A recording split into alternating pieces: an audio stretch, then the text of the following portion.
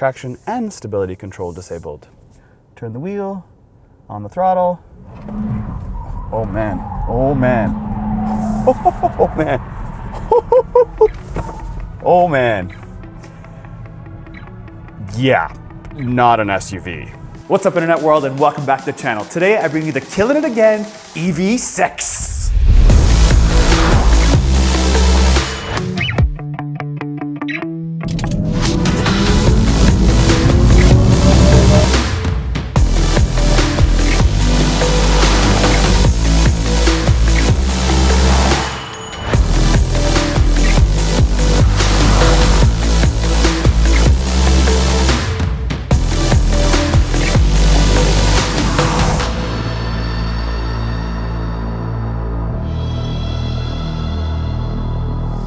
All right, Kia, 160 kilowatt motor in the back, 70 kilowatt motor in the front, 5 seconds 0 to 60 in sport, foot to ground, and oh, sounds awesome. It sounds so alien-like. Feels a bit faster than the Ioniq, actually, even though they're very similar, low 5 seconds, depending on altitude, battery charge, and every other factor on the planet. But the most polarizing thing and confusing thing about the EV6 and the Ioniq is that they both look like sport hatchbacks. They don't look like SUVs. And that is because for all the cars we've done, if it's not called an SUV, people just don't search it, I guess, or they don't think about buying one. They don't want to know that this is a sport hatch. It's just the weirdest thing. It's like marketing is like looped or something. Like if I told anybody that I'm 6'5", they wouldn't believe me. But I am 6'5". Just like the Ioniq, you can buy the EV6 with 3 power outputs, ranging from 167 horsepower all the way up to 320. As far as range goes, you can get range as low as 232 miles all the way up to 310. You can get it in rear-wheel drive and all-wheel drive, and of course price point. So let's see how expensive the EV6 can get. Well, it starts at $44,995 and goes all the way up to $62,000 MSRP. Now I've heard that people are charging more than MSRP, which in today's world I guess is normal, unfortunately. So let's talk about everybody's favorite subject, and that is range. Well, this Kia has had actual testing and it's got range verification. It's verified the range, of course, in ideal situations, because here in Canada, right now, it is 0 degrees, and it was minus 15 2 days ago. And I will say, with the Ioniq as well, when it's cold, she no good. Which of course brings me to charging, and that is the main reason somebody will buy this car. With this 800 volt architecture, you plug this thing into a 350 kilowatt charger, it only takes 250, but it charges in 18 minutes, from 10% to 80% in 18 minutes. That sounds really fast, but in the cold it doesn't exactly work that way. That is perfect conditions. You know, perfect conditions. Now onto the front, you will see it has a big clamshell hood because it actually wraps around this front fender, so it's incorporated in the front fender. And moving below, you'll see an all-new Kia badge, and they're rebranding the last couple of years. So this is not the first car with the all-new badge, but it's good because a lot of manufacturers out there need to learn from Kia's rebrand. Now moving below, you will see it has a digital tiger nose grille. It's a lot smaller than the ones we're used to, but it's digital, so that's to be expected. It also has a light pattern that shoots sort of like a bow and arrow, which is different. They're just trying something, you know, the light game from Kia. Moving below, you'll see piano keys right here, kind of like a keystroke, but it's missing the white. But I do like it because in the back, it's awesome because the rear light is on the bottom, and I will get to that. And you will see over here, these look like vents, but they're not. They're actually radars. You got one here, one in the center, which is a lot better than other brands that have them on the side, and then one on the other side. So you have 3 radars on the front, and you've got a ton of ultrasonic sensors, and well, there's a lot to see. Now moving along the side here, you will notice this car is obviously red. You can get them in green, blue, and my favorite, matte steel gray. Sick! Especially when you see color contrast, you know? You can get them in black, silver, and all that fun stuff, but to me, the colors are what makes cars pop. Now, as far as these wheels, you can get them in 20s and 19s, and you have 3 different types you can pick from, but we'll talk about aesthetic design on the outside. Because they call it opposites united, they've got sharp lines and rounded lines. The person that's gonna buy this is gonna think, hey, it's a little bit low, because yes, this does sit 6.1 inches off the ground, but that is still lower than the Model Y and the Volkswagen ID4. And as far as design cues, yes, they have the black to separate it, but look at this roofline. It's flat and it's low, very car-like, not SUV-like. So how they market these SUVs, I'm like, mind exploding. How about door handles? Flush door handles. Take a look at these things. They do have divots in the back so your hand can reach and pull out very easily. And it feels soft. You see, the Model 3 and the Tesla has this sort of design. I mean, they kind of came out with it first, but the design is hard to open. They actually just made this better. It also does have a camera, so when you indicate left and right, you will see right here in your blind spot, because it does have a blind spot camera. And the design cue on the back is crazy, with opposites united or differences or whatever. If you look at the sill here, it flows all the way in black, and guess where it goes? It goes up. Kind of unique, haven't seen that in a while. Usually straight, but this thing sort of flows to the back. What else? This does have 5-link rear suspension, and off to the back. Getting in and out of the EV6, pretty straightforward. Now, take a look at this polarizing back end. They are really stepping out of their clamshell. What is this, you ask? I will get to that. Now, if we start at the top here, you take a look at this awesome, funky upper spoiler, and the fact that it does not have a rear wiper. Now, they say if you drive fast, the water will go underneath here and will fly off this back window. But then what happens if you're driving slow? No idea. So anyways, you go down over here, water flies off this rear integrated light LED bar all the way here. This is an awesome design. I would say that this is totally Kia. Now, the side indicators are built into the left and right sides of the vehicle, as opposed to being down here in other countries of the exact same car. And moving below, you will see the awesome piano keys, and they have the reverse light.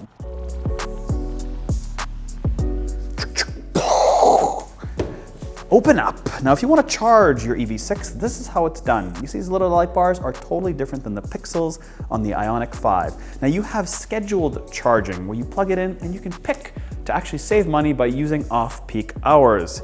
What is this, you ask? Well, here comes the time. This is very good quality, and I open it up, I push the buttono, I take this thing, I push it in, and we are here at Accelerate headquarters. We are trying to save money by using the cause power. All right, push this button here. It's on, the green light's on here. Push this button and whoo-hoo! Yes, baby, we got power. Save that hydro. We saving money. Now, as you open up the height adjustable power trunk lid, you will see you have 40 inches of depth and 39 inches of width. Now, a lot of that space actually gets taken away by the design of the Sportback style of the car. Now, if you need more utility, you can tow up to 2,300 pounds behind you, assuming you have brakes. If you do not have brakes, then you can tow a maximum of 1,500 pounds, just like the Ioniq.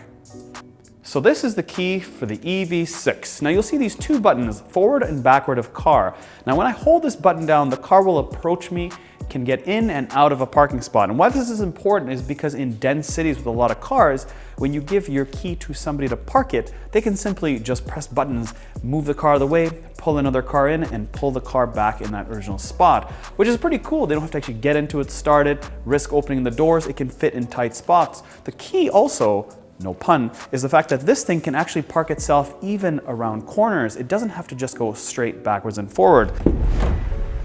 Back seat of the Kia EV6. Whew, there's lots to talk about here. Starting with the roofline. It is flat, and because of that, I don't have a ton of headroom. I probably have about, call it 4 little thingies.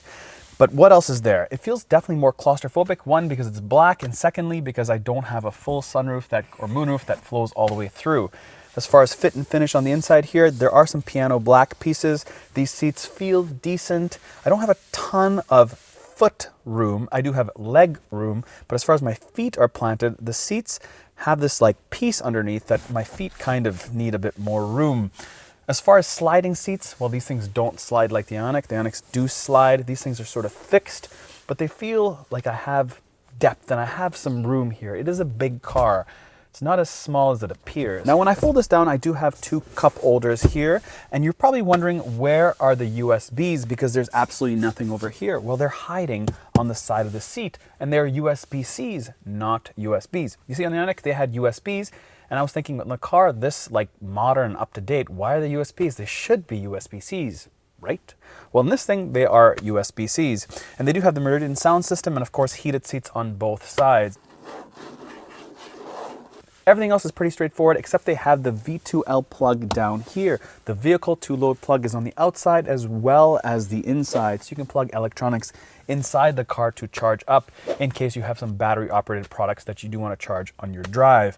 Everything else is good, no really complaints back here. Obviously, I just had the Ioniq to compare last week compared to this thing, so let's go to the front. Front seat of the EV6. Now, does this thing have about 150 recycled plastic bottles that they use to create the interior? 111, actually. And what else can I tell you that's fun about this thing? Well, first things first, it has a heat pump. And what it does is it takes the recycled heat that is wasted and puts it back into the car. That is pretty cool. But the coolest part about the interior is this HVAC and volume control. It's simply done by hitting a button and the display completely changes. And this is like so intuitive because people, when they get in their car, they set the temperature once, maybe twice, and that is it.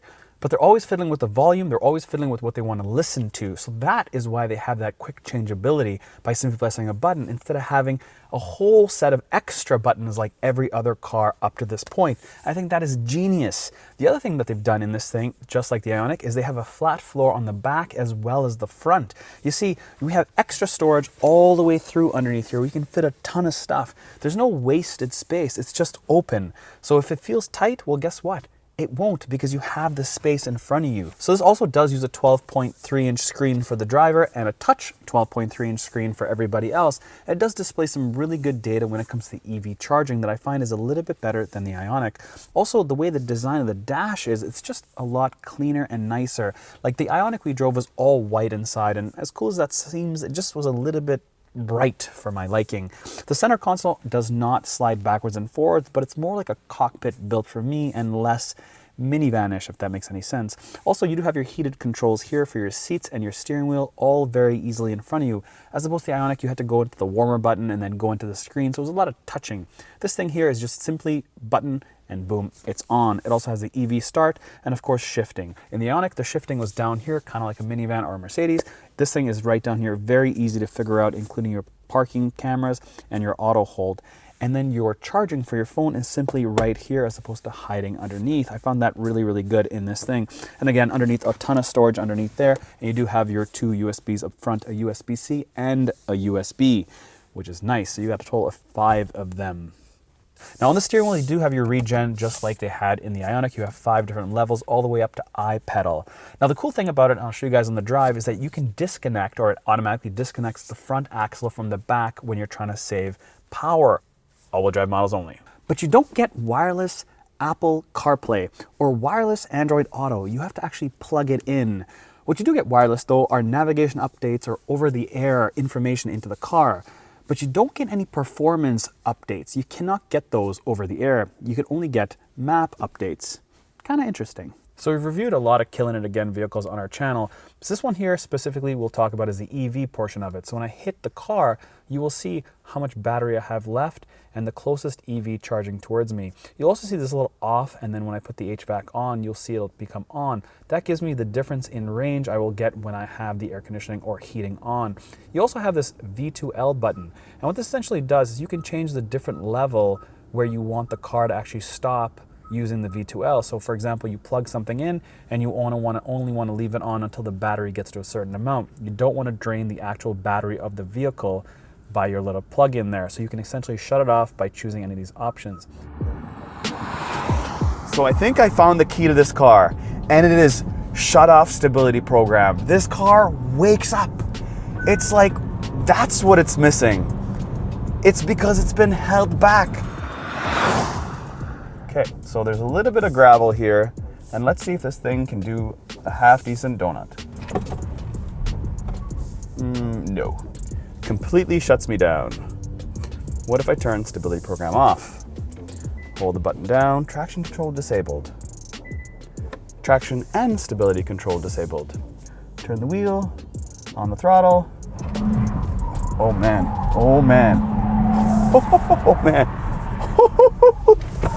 Oh man. I was not expecting that. I was expecting weak sauce.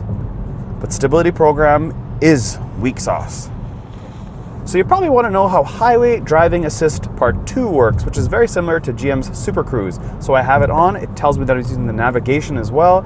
It says HDA, I've got the little steering wheel that's all green, illuminated, keeps in my lane and all that stuff, and here we go. Highway Driving Assist Part 2.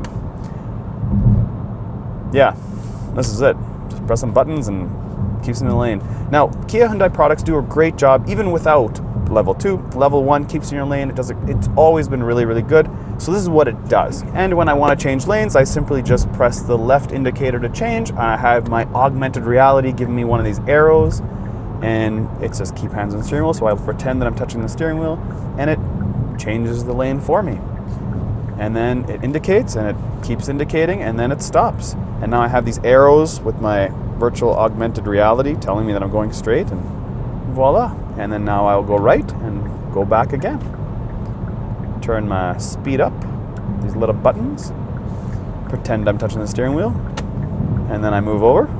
All right, Super Cruise / Highway Drive Assist Part 2. Let's see if I can actually get off the off-ramp without doing anything. This is where it gets dangerous. So indicate here. Indicate here. Okay, let's change. Okay. Nope, she's not. I guess she's waiting for Part 3. But all that aside, the fact that this is a Kia, and when you think about Kia in your mind, you're not thinking about all these crazy new age modern gizmos. I really love that this ambient lighting is a little bit better than the Ioniq. I do really love you got a sunroof that opens, and I do love the fact that this HVAC controls are key. The styling on the outside is more futuristic than my specific taste. I do like the retro Ioniq look on the outside. Inside, I will say there are some plastic pieces that really cheapen the car in comparison to the Ioniq. I find the Ioniq a little bit better, I wouldn't say quality, but choice of materials used in the Ioniq. I found on the inside door panels are better. The dash though, this is better. This dash is far better, cleaner, more detail-oriented than the Ioniq. The center console, I will say the Ioniq does slide backwards and forward, but that felt plasticky. This does feel spaceship-like. Not sure how this thing will age in the future, but right now, in the world we're in, this thing is awesome. And people are like, what is this? This is so cool. And it's a Kia. Rebranding, the right direction. What are your thoughts? As always, hope you guys like this video, and thanks for subscribing.